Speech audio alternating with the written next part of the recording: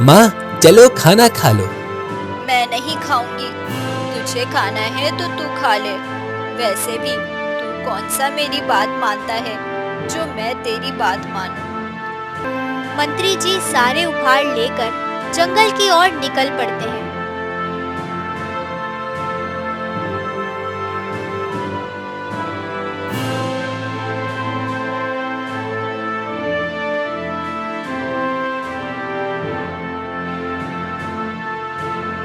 और डाकू धैया के इलाके में पहुंच जाते हैं। अरे ये तो राजमहल के मंत्री हैं। ये इन डाकुओं के साथ क्या कर रही हैं? महाराज आपने जैसा कहा था वैसा ही हुआ। उन डाकुओं ने सारा सामान लूट लिया और मुझे बहुत बुरी तरह मारा। मंत्री जी, हमने आपको कहा भी था कि सैनिकों को अपने साथ ले जाएं। हमें पता था वो डाकू बहुत खतरनाक है। गलती हो गई महाराज, गलती हो गई। ऐ राजा, पूरी सेना के साथ आया है, हिम्मत है तो अकेले लड़। फिर महाराज अपनी तलवार से डाकू धैया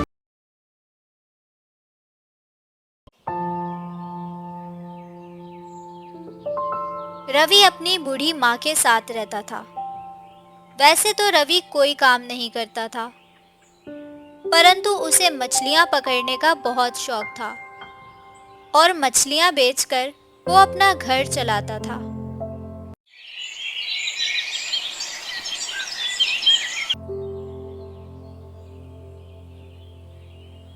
माँ मैं काम पर जा रहा हूँ, बस थोड़ी देर में मछली लेकर आ जाऊंगा। आज हम मछली चावल खाएंगे, ठीक है ना माँ? कुछ तो बोलो माँ।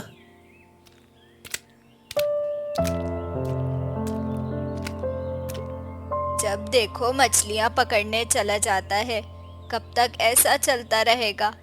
मैंने तुझे कितनी बार बोला है कि राजमहल में जाकर किसी नौकरी पर लग जा, लेकिन तू मेरी एक नहीं सुनता।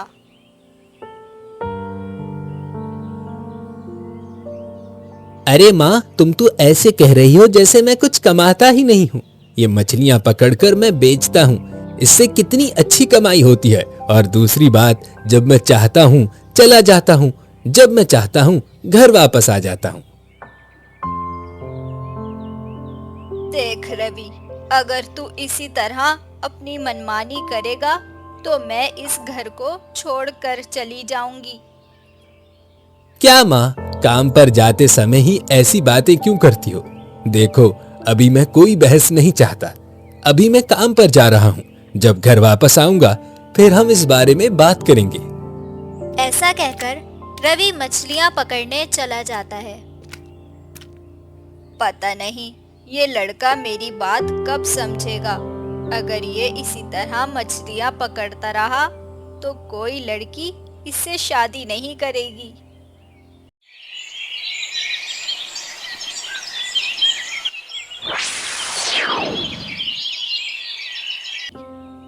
एक दिन महाराज दरबार में बैठे हुए थे और गहरी सोच में थे। मंत्री जी, हमें समझ नहीं आ रहा कि अपनी इस समस्या का समाधान कैसे निकालें। कैसी समस्या महाराज? बात यह है कि हमें कुछ कीमती उपहार पड़ोसी राज के महाराज को भेजने हैं, लेकिन जंगल के डाकू का आतंक इतना बढ़ गया है कि हमें डर लग रहा है। अगर रास्ते में उन डाकुओं ने हमला कर दिया तो? महाराज आप बिल्कुल चिंता मत करें, उसका एक उपाय है हमारे पास।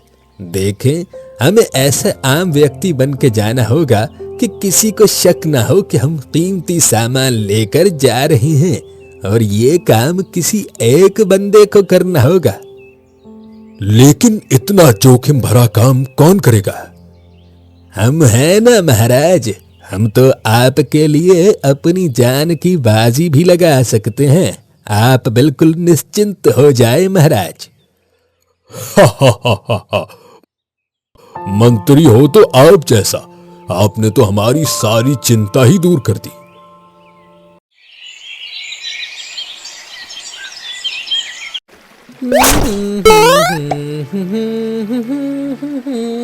मछली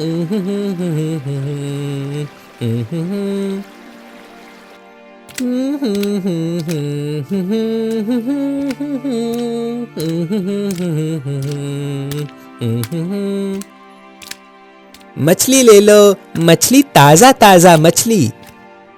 रवि समंदर से मछलियां पकड़कर गली गली उनको बेचने निकल पड़ता है।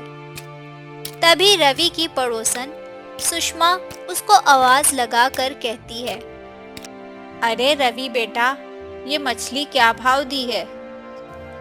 काकी, तुम्हें जितनी लेनी है तुम ले लो, मैं तुम्हें सस्ते दाम में दे दूंगा। रवि बेटा, ये तूने बहुत अच्छा काम किया जो तू मछली बेचने लगा, वरना मछली लेने के लिए दूसरे राज्य के गांव में जाना पड़ता था। काकी, इसलिए तो मैं मछली बेचता हूँ। तुम देखना, एक दिन मैं मछली का बहुत बड़ा व्यापारी बन जाऊंगा। ऊपर वाला तेरी ये इच्छा जरूर पूरी करेगा। अच्छा ये बता कि इन मछलियों के कितने पैसे हुए? अरे जो ठीक लगे बस उतने पैसे दे दो। रवि की पड़ोसन उसको थोड़े बहुत पैसे दे देती है। रात भी काफी हो चुकी थी, हर तरफ सन्नाटा था।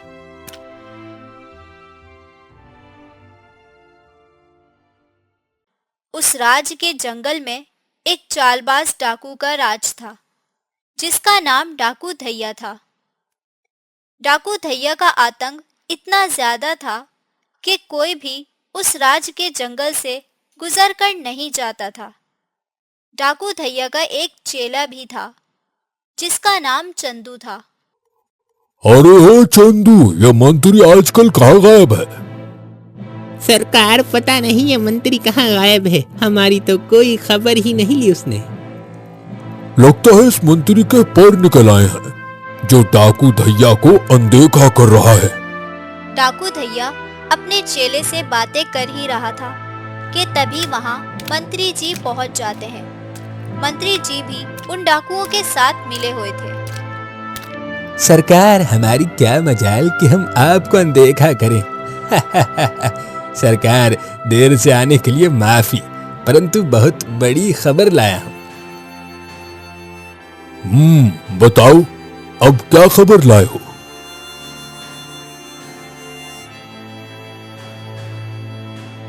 सरकार, एक शानदार लूट मार करने का मौका आया है। सरकार, बात यह है कि महाराज पड़ोसी राज्य में कीमती उपहार भिजवा रहे हैं। उसमें सोना चांदी जैसी कीमती चीजें होंगी और वो उपहार मैं लेकर जा रहा हूँ। बस आप लोग कल तैयार रहना, मैं सारी चीजें आपको सौंप दूंगा। ठीक है सरकार? शाबाश, यही तो हम सुनना चाहते थे। इसका मतलब कल बहुत बड़ी लूट मार होने वाली है।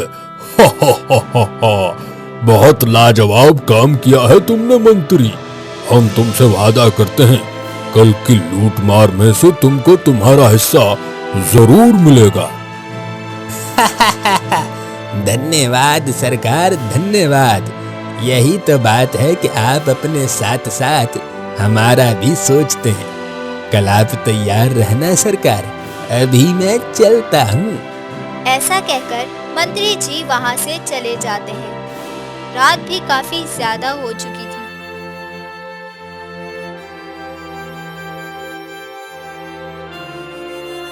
रवि की माँ अपने बेटे से बहुत नाराज थी, क्योंकि वो अपने बेटे के भविष्य की चिंता करती थी और वो चाहती थी कि उसका बेटा राजमहल में नौकरी करे।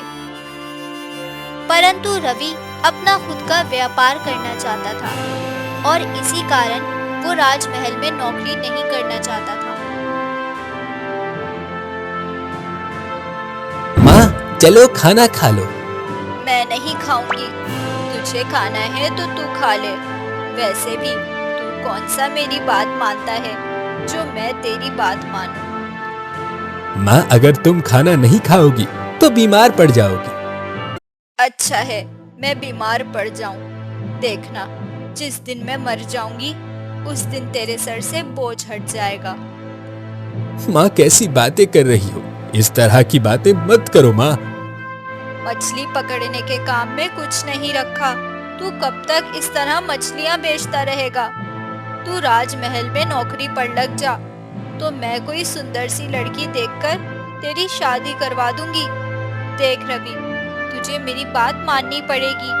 तुझे राजमहल में जाकर नौकरी करनी ही होगी, समझा? माँ, मेरा राजमहल न जाने का एक कारण है।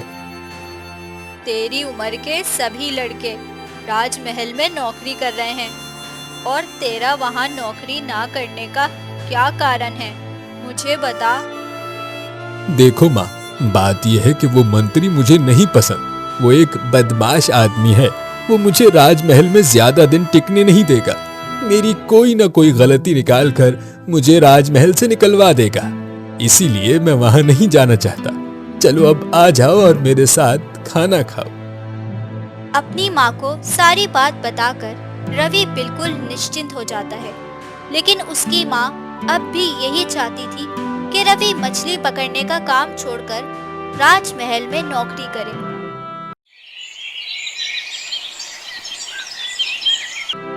अगली सुबह मंत्री जी कीमती उपहार लेकर राजमहल से निकलने के लिए बिल्कुल तैयार होते हैं।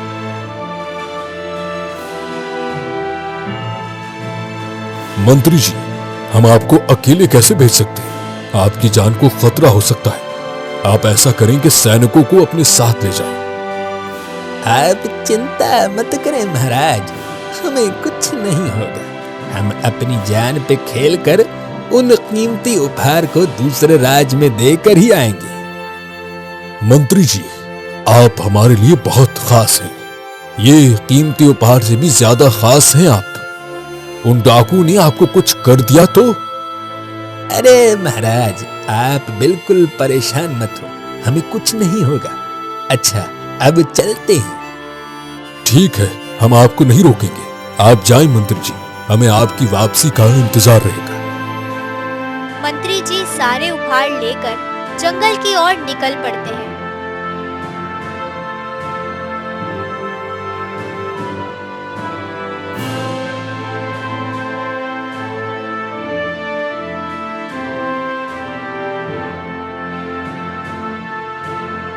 और डाकू धैया के इलाके में पहुंच जाते हैं।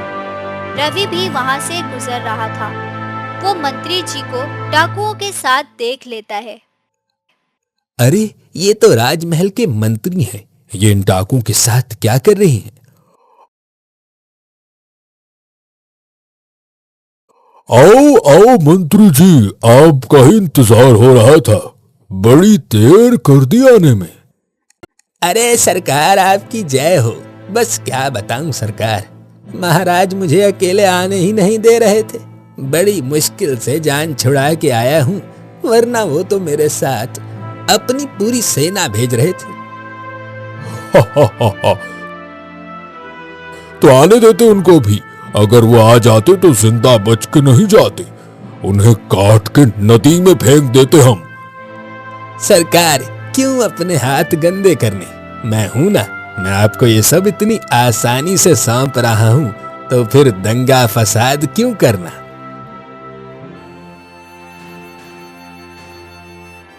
चलो फिर, अब ये सब अभी यहाँ से लेके चलते हैं। अरे ऐसे नहीं सरकार, महाराज को इस बात का यकीन दिलाना होगा कि मुझ पर हमला हुआ है। थोड़ा जख्म तो दिखाना होगा महाराज को, वरना उनको मेरी बात पर यकीन नहीं आएगा और अपना हिस्सा लेने में शाम तक आऊंगा सरकार। वाह मंत्री वाह, तेरा दिमाग तो बड़ा तेज चलने लगा है। चल, तू फिर तैयार है मार खाने के लिए?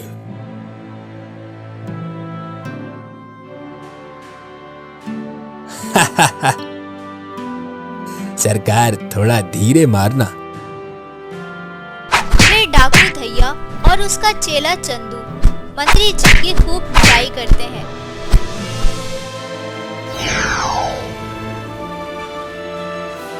मंत्री जी रोते रोते राजमहल पहुंच जाते हैं और महाराज को झूठ मूठ की कहानी सुनाने लगते हैं।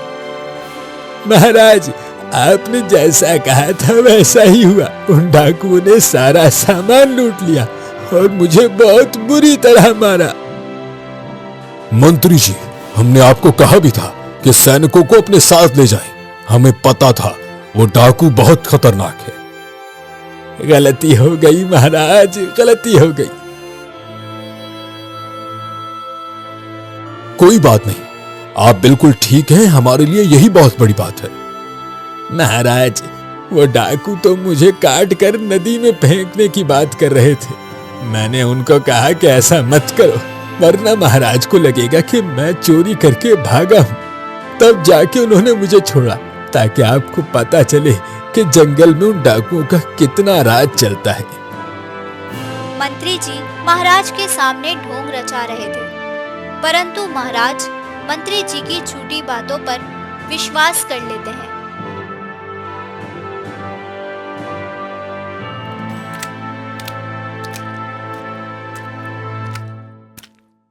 रवि बेटा, तूने सुना कि मंत्री जी ने उन जंगल के डाकुओं से मुकाबला करके अपनी जान बचाई है। हाँ माँ, मैंने सब सुना। अच्छा माँ, मैं किसी काम से बाहर जा रहा हूँ, थोड़ी देर में आता हूँ। अच्छा बेटा, ठीक है।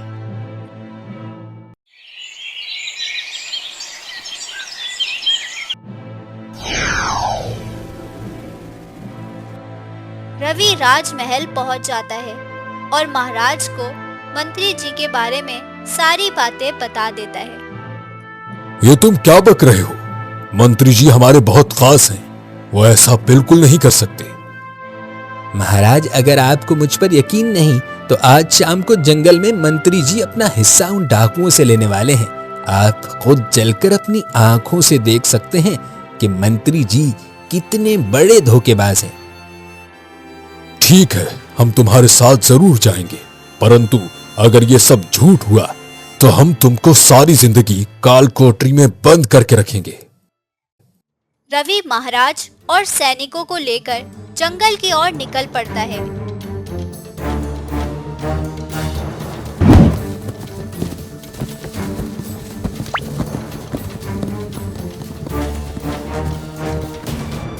और वो सब डाकुओं के इलाके में जाकर छुप जाते हैं।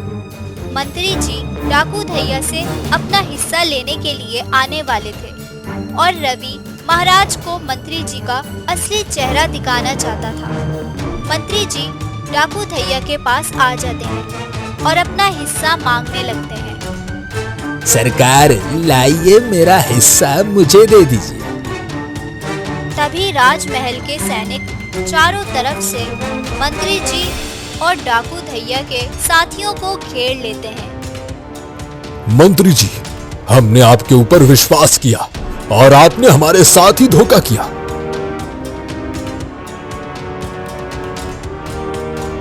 गलती हो गई महाराज, मुझे क्षमा कर दीजिए। ऐ राजा, पूरी सेना के साथ आया है, हिम्मत है तो अकेले लड़।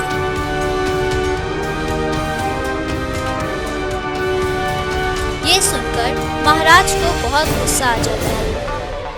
महाराज अपनी तलवार निकालकर डाकू धैया से लड़ने लगते हैं।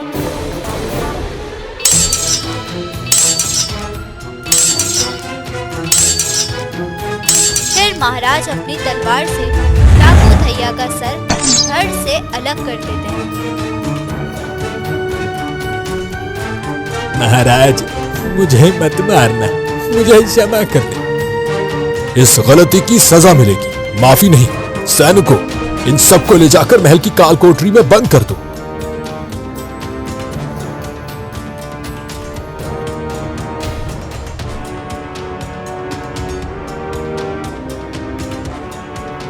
डाकुओं को पकड़वाने और मंत्री का असली चेहरा सामने लाने में रवि का बहुत बड़ा हाथ था। महाराज उसकी बहादुरी से बहुत खुश होते हैं और दरबार में इस बात की घोषणा करते हैं।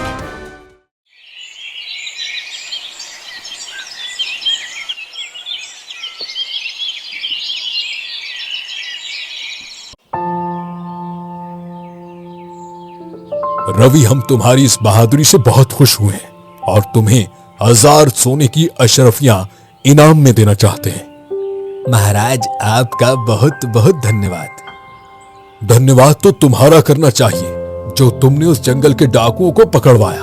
अब इस राज का हर व्यक्ति बिना किसी डर के जंगल में जा सकता है। महाराज की जय हो, महाराज की जय हो। रवि और उसकी माँ बहुत खुश थे। रवि की माँ को अपने बेटे पर बहुत गर्व महसूस हो रहा था और रवि उन सोने की अशर्फियों से मछली का बहुत बड़ा व्यापार करता है और दूसरे राज्य के लोग भी रवि से मछलियां खरीदने आने लगे। अपनी इस मेहनत और ईमानदारी के कारण रवि एक बहुत बड़ा आदमी बन जाता है।